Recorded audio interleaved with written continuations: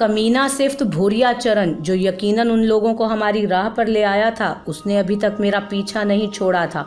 मैं गाड़ी से नीचे उतर आया और मैंने सरगोशी के अंदाज में पूर्णी से पूछा, इसके साथ जो अफराद हैं क्या वो उसके जादू के ज़ेरे असर हैं? नहीं स्वामी, नहीं परम प्रधानी, ये सीधे साधे देहाती लोग हैं जिन्हें भूरिया चरण आपके सामने ले आया है। तो फिर इनके साथ भी वही सलूक कर जो तूने दूसरों के साथ किया था। परम प्रधानी शंखा उनका साथी है, पूर्णी ने लरसती हुई आवाज़ में कहा। उसे मैं देख लेता हूँ। मैंने एक पत्थर उठाया और उस पर कलाम इलाही की आयत पढ़कर उसे पूरी कुव्वत से भूरिया चरण के सर पर दे मारा। पत्थर उसकी पेशानी पर पड़ा और उसकी पेशानी फट गई। वो दोनों हाथों से सर पकड़कर चकराने लगा और मैं उसकी जानिब झपटा। मैंने उकब से उसकी बगलों में हाथ देकर गर्दन पर हाथ जमा दिए और उसे पूरी कुव्वत से ज़मीन पर दे मारा। उधर जो भूरिया चरण के साथ आए थे अचानक ही अपनी बेनाई खो बैठे थे और इस बात पर वो हक्का बक्का रह गए थे। उनमें से एक ने भी आगे बढ़ने की कोशिश नहीं की थी, बल्कि यूं ही अपनी जगह पर खड़े आंखें फाड़ते रहे। मैंने भूरिया चरण को बुरी तरह से ज़मीन से रगड़ दिया था। उसके हलक से गुर्राहटें निकल रही थीं, लेकिन फिर अचानक ही वो मेरे बाजुओं की गिरफ्त में तहलील हो गया। एकदम से उसका बदन छोटा हुआ और अचानक ही वो मेरी गिरफ्त उस पर कायम ही ना रह सकी। फिर मैंने एक पीली मकड़ी को बर्क रफ्तारी से एक सिमत भागते हुए देखा। जाहिरी बात है भूरिया चरण था।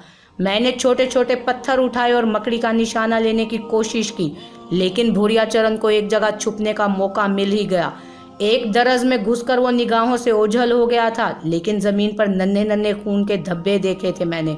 वो ज़ख्मी हो गया था। वो लोग जो अंधे हो गए थे अब एक दूसरे को टटोल रहे थे और उनके हलक से डरी डरी आवाज़ें निकल रही थीं।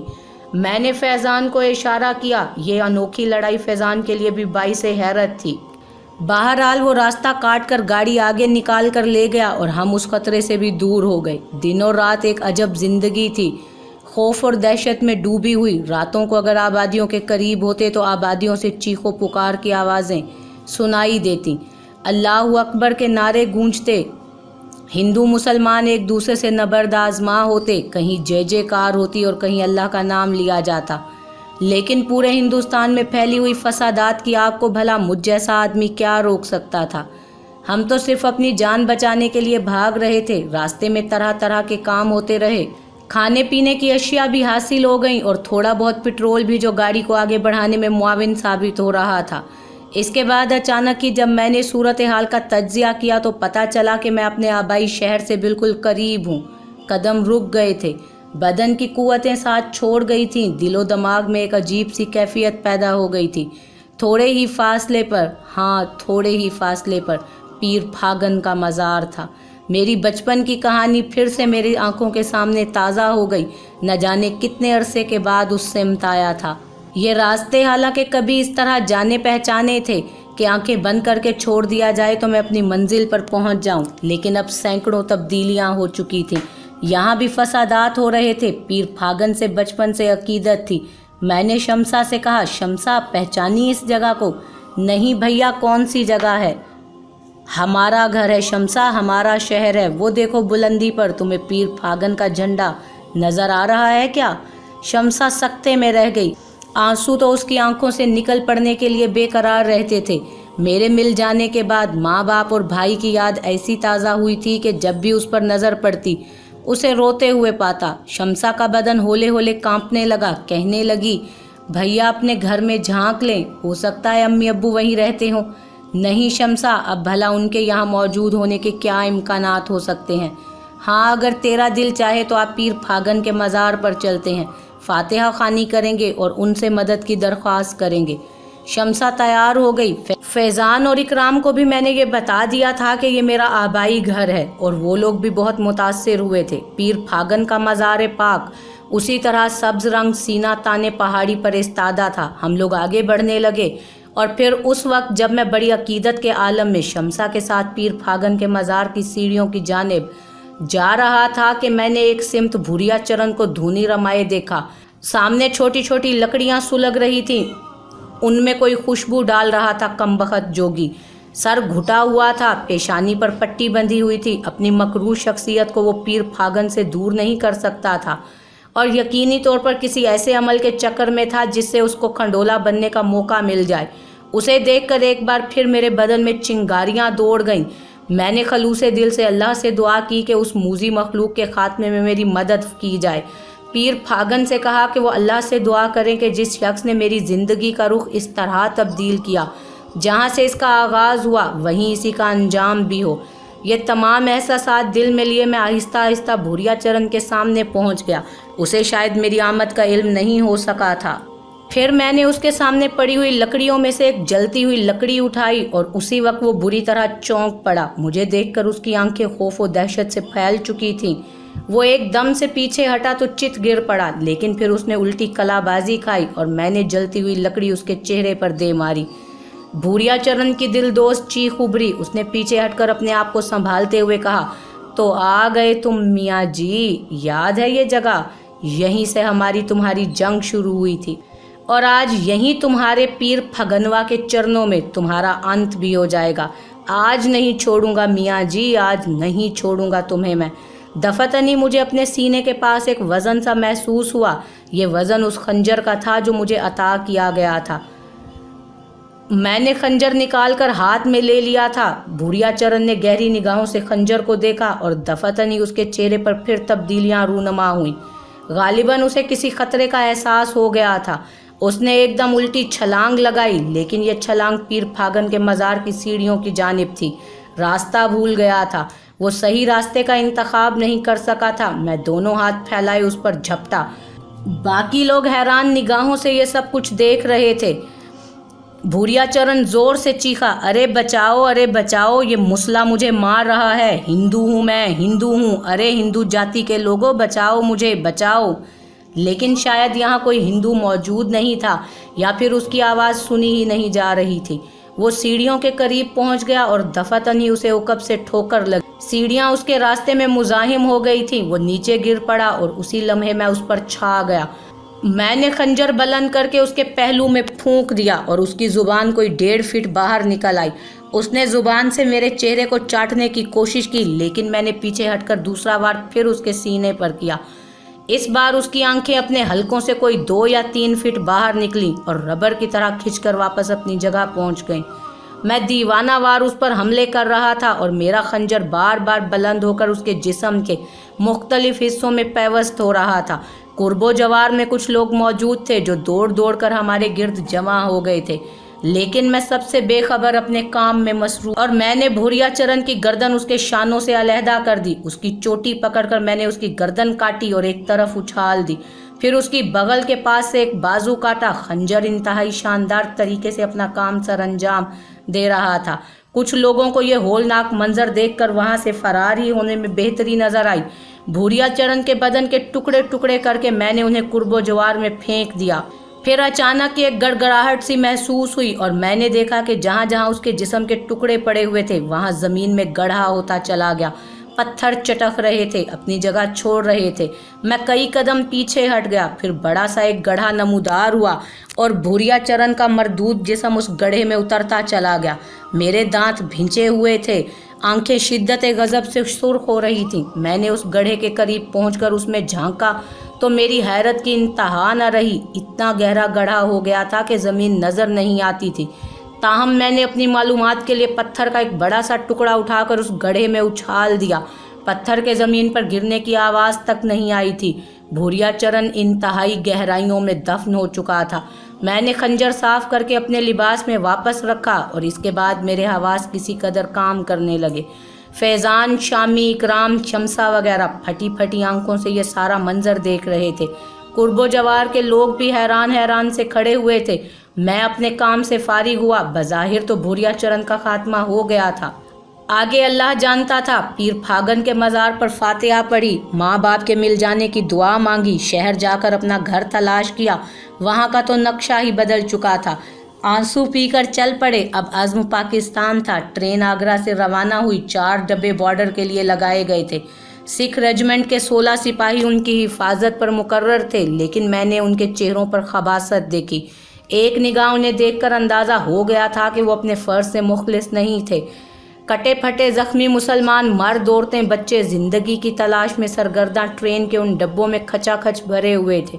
उनके हुलिये और गम देखे नहीं जाते थे। इकराम, फैज़ान और शामी भी अब बिल्कुल बदल गए थे। हमारे पास हथियार नहीं थे, मगर हमारा अज़्म ही हमारा हथियार था और हर लम्हा हम किसी वाक़ये के मुंतज़िर थे। शम्सा सहमी हुई एक गोशे में अपने बच्चों के साथ सिमटी हुई थी। उस वक्त सारे ख़यालात सो गए थे। पूर्णी से मैंने बड़े कारआमद काम लिए थे और हकीकतन उसकी हिफाज़त का कायल भी हो गया था। ट्रेन के सफ़र के चंद घंटे के बाद ही मैंने उसे सरगोशी करके पुकारा था और कहा था, क्या तू इन लोगों की नीयत के बारे में मुझे बता सकती है जो हमारे मुहाफ़िज़ों की हैसियत से हमारे साथ हैं? आप आज्ञा दें महाराज, मैं इनके मन खोल दूंगी। थोड़ा समय लगेगा, मुझे मालूम करके बता। कोई 10 मिनट के बाद पूर्णी ने मुझे इत्तला दी, हरी सिंह इस रेजिमेंट का सरदार है, हिंदुओं का पाला हुआ। इसने इंजन चलाने वाले को हुक्म दिया है कि छतनारी स्टेशन से आगे निकलकर बांदीपुरा और छतनारी के बीच रेल को रोक दे। वहाँ हिंदू हमला करने के लिए तैयार बैठे हैं। पूर्णी, रेल नहीं रुकनी चाहिए। नहीं रुकेगी महाराज, पूर्णी ने जवाब दिया। दिन गुजर गया, रात हो गई। रेल के डब्बों में रोशनी और हवा का कोई इंतज़ाम नहीं था। बच्चे री री कर रहे थे, मुसाफिर आलम सुकरात में थे। कोई 10 बजे छतनारी का स्टेशन आया, पर स्टेशन पर हमने हिंदू इंतहा पसंदों को देखा था, मगर फ़ौज की वजह से कोई अमल नहीं हुआ था। अलबत्ता छतनारी के बाद जब ट्रेन आगे बढ़ी तो मैंने दरूद पाक का विर्द शुरू कर दिया। मेरा दम आंखों में आ गया था। यक बयक मैंने ट्रेन की रफ्तार तेज़ होती देखी। हर एक को एहसास हो गया था। मुसाफिर चौंक पड़े। ट्रेन थी कि गोली बन गई थी। इस तूफ़ानी रफ्तार से गुजरती हुई वो बांदीपुरा से गुजर गई। बांदीपुरा के स्टेशन से गुजरते हुए बस रोशनी की लकीरें नजर आई थीं और साइन बोर्ड पर बस नाम का शाइबा सा हुआ था। मजीद 1 घंटा गुजर गया, फिर ट्रेन की रफ्तार सुस्त होने लगी और फिर बहुत सुस्त हो गई। पूर्णी ने मेरे कान में कहा, परम प्रधानी, गड़बड़ हो गई है। क्या? सिख अफसर ने इंजन चलाने वाले को गोली मार दी है। उसने बांदीपुरा के हिंदुओं से पैसे लिए हुए थे। इंजन चलाने वाले ने गाड़ी नहीं रोकी, इसलिए अफसर ने उसे मार दिया। अब अफसर बलादी स्टेशन पर रुकवाएगा। आप बलादी पर दूसरी तरफ से उतर जाइए, वहाँ खून खराबा ज़रूर होगा। तू कुछ नहीं कर सकती। जो पन पड़ेगा करूँगी, ज़रूर करूँगी महाराज, मगर बहुत बड़ा जमाव है, आपको होशियार रहना होगा। मैं परेशान हो गया। मेरे कंपार्टमेंट में जो लोग नज़र आ रहे थे वो बेचारे ज़ख्मों से चूर थे। ये किसी से क्या मुकाबला कर सकते थे। ताहम कुछ देर के बाद मैंने उन्हें होशियार कर दिया कि आगे हमले का खदशा है, आप सब लोग तैयार हो जाएं। कोहराम मच गया। सहमे हुए लोग तरह तरह के सवालात करने लगे। मेरे लिए जवाबात देना मुश्किल हो गया था। मुझे एहसास हुआ कि मैंने उन्हें वक्त से पहले खौफ से दो चार कर दिया है, लेकिन अब तीर कमान से निकल चुका था। उनसे पीछा छुड़ाना मुश्किल हो गया था। कुछ लोगों ने मुझे गालियां भी दी और कहा कि मैं खौफ व हरास फैला रहा हूँ। मैंने खामोशी से ये सब कुछ सुना। अलबत्ता अपने साथियों को मैंने होशियार कर दिया और पूर्णी की हिदायत के मुताबिक उन्हें दोनों सिमत दरवाज़ों पर तैनात भी कर दिया कि जिस सिमत स्टेशन आए उसके दूसरी सिमत का दरवाज़ा खोल दिया जाए। बच्चों को मैंने फैज़ान और इकराम की गोद में दे दिया था। ट्रेन की रफ्तार सुस्त होने लगी। बिलादी का स्टेशन तारीकी में डूबा पड़ा था, मगर दूर ही से वहाँ चहल पहल महसूस हो रही थी। हमें सिमत का अंदाज़ा हो गया और मैंने शमसा वगैरह को उस तरफ पहुंचाकर दरूद पाक का विर्द शुरू कर दिया। ट्रेन को कई झटके लगे और इसके साथ ही जय भवानी, जय हिंद, सत श्री अकाल के नारे लगने लगे। मैंने पूर्णी को पुकारा, मगर उसकी आवाज़ सुनाई नहीं दी। कई आवाज़ों पर भी मैंने उसकी आवाज़ ना सुनी। अगले डब्बों पर हमला हो चुका था। चीखो पुकार की दिलदोज आवाज़ों से कानों के पर्दे फटे जा रहे थे। दिल रो रहा था उन सबको मुसीबत में छोड़ते हुए, मगर क्या करता। उन्हें सपुर्दे खुदा करके शमसा बच्चों और अपने साथियों को साथ लिए नीचे कूद गया। दूसरी तरफ गहराइयाँ और लंबे लंबे खेत खड़े थे। सबके सब लुढ़कते हुए नीचे जा गिरे। बच्चे बुरी तरह रोने लगे। उनके मुंह भींच कर उन्हें चुप करवाया और सबको संभाल कर खेतों में दौड़ने लगे।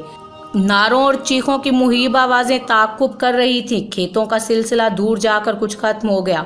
कुछ फासले पर रोशनियां सी दहकती हुई नजर आईं। अजीब सी रोशनियां थीं, जैसे भट्टियां दहक रही हों। रुख उसी सिमत किया। चिकनी मिट्टी से बनी हुई किले नुमा इमारत थी, जिसकी फसीलों पर भट्टियां रोशन थीं। कुछ समझ में नहीं आया। हम किले के दरवाजे पर पहुंच गए। अचानक बड़े दरवाज़ों में से एक ज़ेली खिड़की खुली।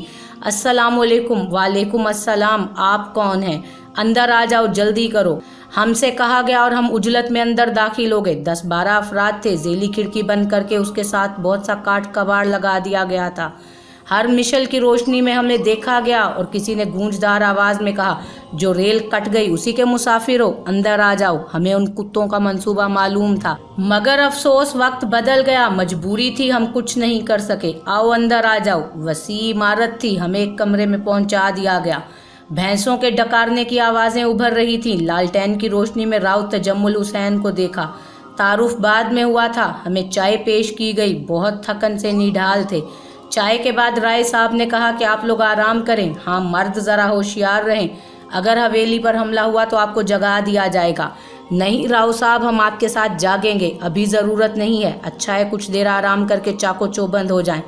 राव साहब चले गए। किसी के पास बोलने के लिए कुछ नहीं था। एक खौफ सब पर तारी था। बच्चे अलबत्ता सो गए। मैंने सरगोशी में पूर्णी को पुकारा। परम प्रधानी, उसका जवाब मिला। परम प्रधानी की बच्ची कहाँ मर गई थी? जे परम प्रधानी, आप पवित्र श्लोक पढ़ रहे थे, उनके सामने गंदगी नहीं आ सकती थी, मैं मजबूर थी। उसने जवाब दिया, क्या रेल के सारे मुसाफिर मारे गए? कुछ जीते हैं धनी, कुछ मारे गए। और क्या पूछता उससे, खामोश हो गया। रात भी बहुत सी रातों का मजमुआ बन गई। न जाने कैसे सुबह हुई। नाश्ता मिला। दोपहर को राव साहब से मुलाकात हुई। बिलादी के मुसलमान रईस थे, हिंदुओं में घिरे हुए थे, मगर बड़े किले ठले के आदमी थे। हिंदुओं का मुसलसल मुकाबला कर रहे थे। बताने लगे, बड़ी मुश्किल से बचाव कर रखा है। बस्ती के सारे मुसलमान भाग गए और हम फंस गए।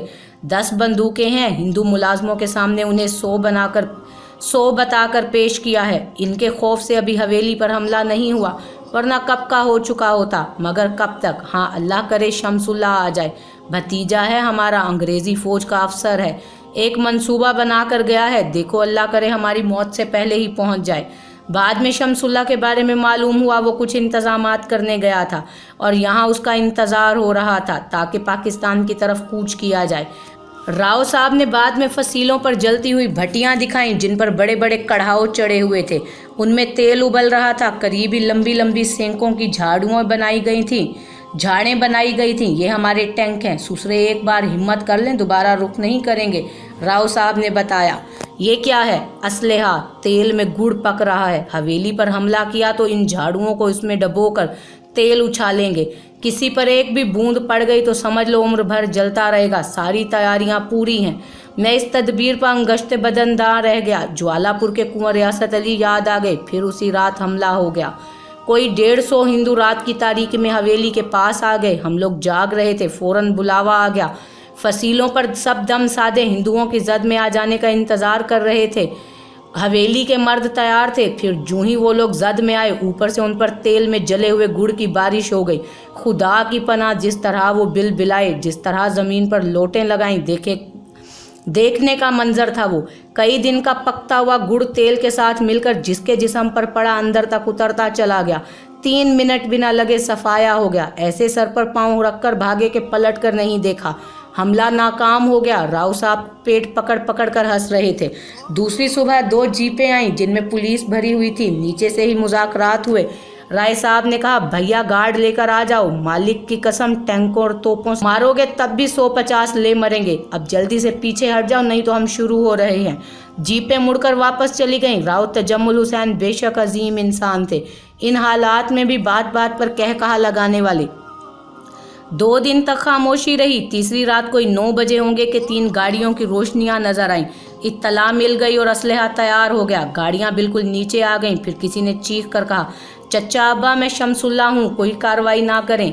इस नाम में बड़ा शहर था। हवेली के दरवाजे खुल गए। शमसुल्लाह अंदर आ गया। एक बस और 2 जीपें थी। जीपों में मुसल्लह फौजी भरे हुए थे। अफरा तफरी मच गई। सामान की गठड़ियाँ बस में भरी गईं। 12 मुलाजिम, 5 औरतें जिनमें शमसा भी थी और बस शमसा के बच्चे, ये सब बस में बैठे और बस चल पड़ी। राव साहब भी बस में थे। दोनों जीपें बस को हिफाजत में लेकर चल रही थीं। एक बार फिर मौत का सफ़र शुरू हो गया। रात भर में न जाने कितना फासला तय कर लिया गया।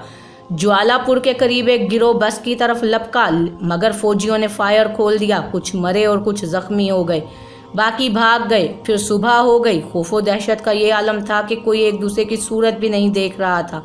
सफ़र रुके बगैर जारी रहा। रोशनी पूरी तरह हो गई तो अचानक बुर्का में लिपटी एक औरत के हलक से अजीब सी चीख निकली। वो अपनी जगह से उठी और इकराम पर झपटी। इकराम हवन्नक हो गया था। औरत बुर्का में छुपी छुपी इकराम से लिपट गई। वो उसके सीने पर मुंह रगड़ रही थी। मैं खुद हक्का बक्का हो गया, समझ में नहीं आया, सभी हैरान थे। अचानक राव साहब बोले, अरे इकराम मियाँ, इसकी सूरत तो देखो, कोई तुम्हारी जान पहचान की ना हो, बेचारी गूंगी है। अब इकराम को होश आया। उसने औरत के चेहरे से बुर्का हटाया। मेरी आंखें भी उसी तरफ निगरान थीं और फिर मेरे दिल की हालत अजीब हो गई। मैं अपनी उस हालत को लफ्ज़ों में बयान नहीं कर सकता। सुरैया थी, इकराम की बहन, और मैं सकते के आलम में उसे देख रहा था। इकराम भी उसका चेहरा देखकर चंद लम्हात के लिए पथरा गया। फिर उसने सुरैया को अपने सीने में समो लिया। उसकी मध्यम मध्यम सिसकियां सुनाई दे रही थी। शुक्र है मालिक का। कौन है ये इसकी? राव साहब ने पूछा। बहन। मारी बांधी आ गई थी, अकेली थी, सलाम किया था मुझे इशारे से। आंखों में शर्मो हया थी, गो जुबान नहीं थी बेचारी की, मगर समझ में आ गया मुसलमान है, साथ रख लिया। अल्लाह का शुक्र है इसका भाई मिल गया और एक फर्ज से सुबकदोशी हो गई। शमसा मिल गई थी, सुरैया मिल गई थी। अल्लाह के एहसान से गर्दन झुकी हुई थी। सारे वसवसे दिल से निकलते जा रहे थे। खेल कैसे शुरू हो गया, कैसे ख़त्म हुआ, इंसान क्या जाने, ये सब किसी और के ही काम है। सुरैया इकराम के सीने से लगी रोती रही, निढाल हो गई थी। मुना बाऊ पहुंच गए। शमसुल्लाह के साथ आए हुए फौजी वापस चले गए। अल्लाह ने हमें सलामती के साथ पाक वतन पहुंचा दिया। साथ आए हुए फौजी वापस चले गए। पनाह गुज़ीनों के मजमा लगा हुआ था। लुटे पुटे काफिले दर्द की लाखों कहानियां समेटे आहों और आंसुओं के साथ सजदाए शुक्र अदा कर रहे थे। वतन नौज़ायदा था, वसाइल नाकाफ़ी थे। जिस तरह बंद पड़ा आने वालों को सहूलतें मुहैया की जा रही थीं, हमने भी एक गोशा अपना लिया। बोरियां, ट्रंक, गठड़ियां, दीवार बने हुए थे, बस उन्हीं की पर्दा पोशी थी। यही चार दीवारी थी। राव तजम्मुल हुसैन पर वही बीत रही थी जो कुछ छोड़ दिया था तो पाकिस्तान के लिए वो इस उम्र में दोबारा हासिल हो ही नहीं सकता था। सुरैया ने मुझे भी देख लिया और एक अजीब सा एहसास झलकने लगा था उसकी आंखों से।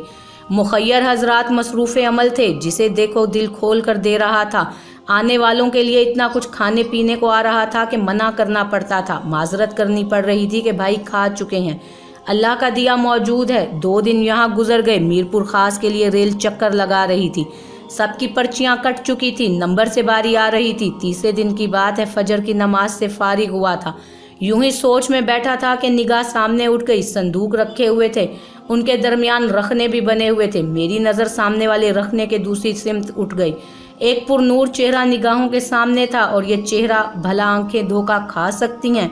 वो लगन जिसने एक तवील अरसे से दिल में हलचल मचा रखी थी, बीनाई को मुतासिर कर सकती है। माँ थी मेरी, अम्मी थी मेरी, यकीनी तौर पर वही थी। बदन में बिजलियां भर गईं। दीवानों की मानिद अपनी जगह से छलांग लगाई और टीन की उस दीवार के दूसरी जानिब पहुंच गया। नमाज पढ़ रही थी, सर झुका हुआ था। अल्लाह के हुजूर सरबसजूद थी। जानता था कि उनके दिल में क्या दुआ होगी। मामूर आज़ और अब्बू भी बैठे हुए थे, लागिर, लाचार, मफलूकुल हाल, बेबसी का शिकार।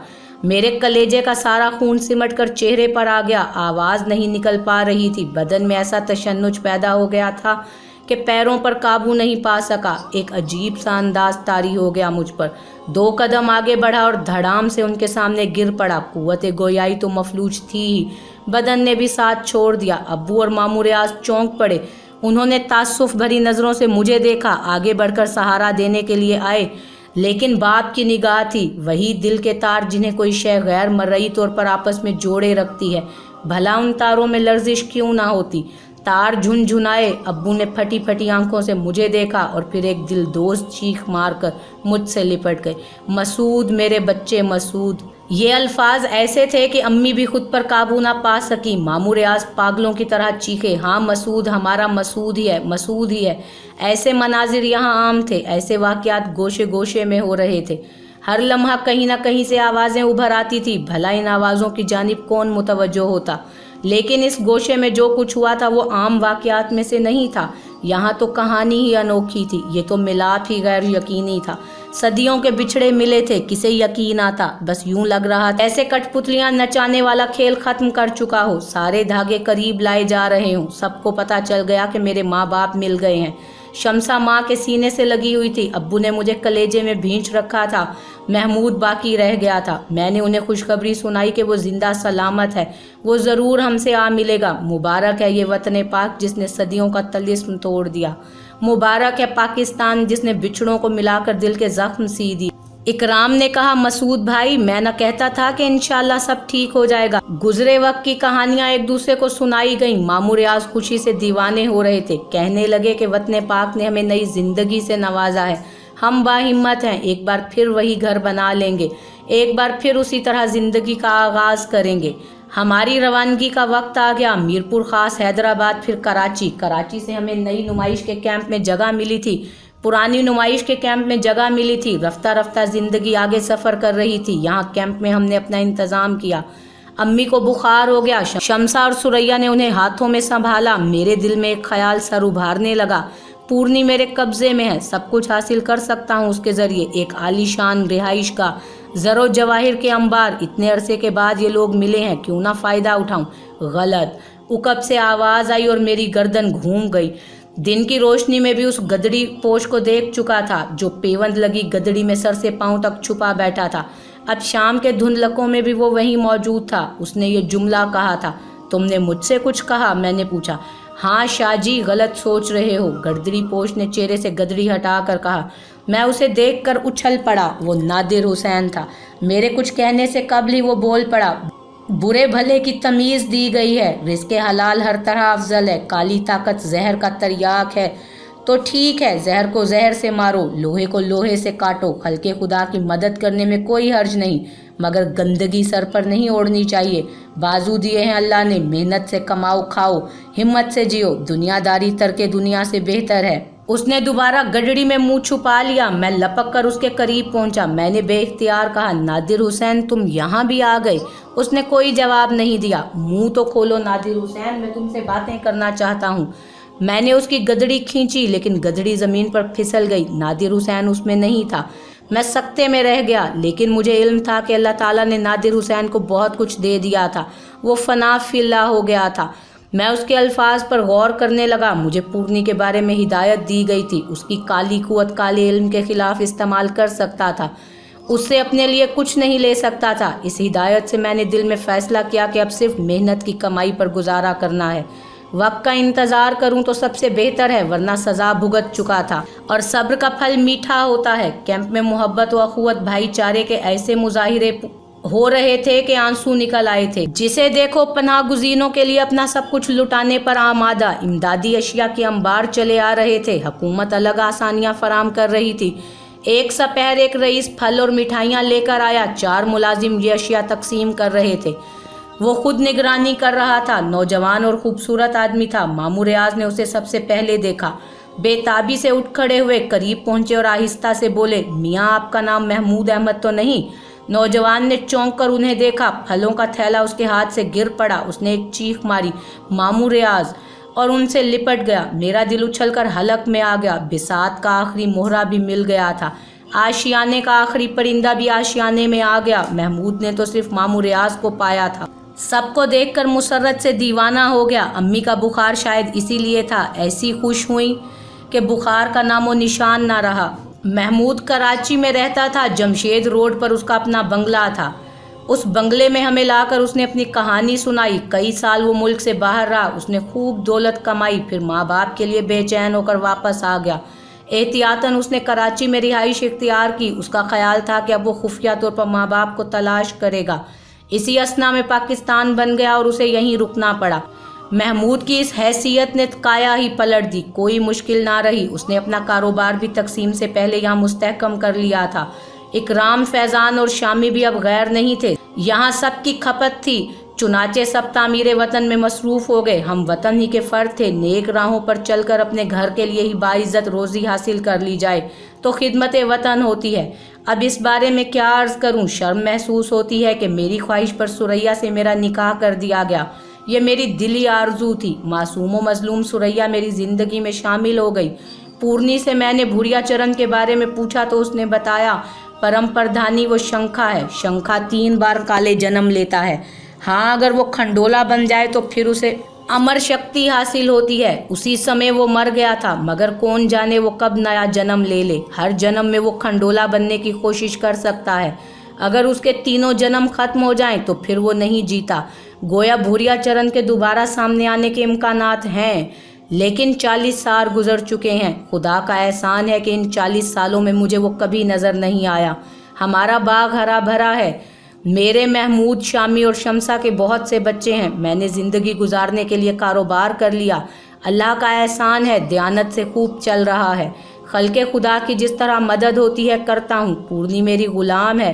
काले जादू का तोड़ मुझसे बेहतर कोई नहीं कर पाता। इतने पुरअसरार और पेचीदा वाक़यात पेश आए हैं इन 40 सालों में कि सुनाने बैठूं तो फिर इतनी ही तवील दास्तान का आगाज़ हो जाए।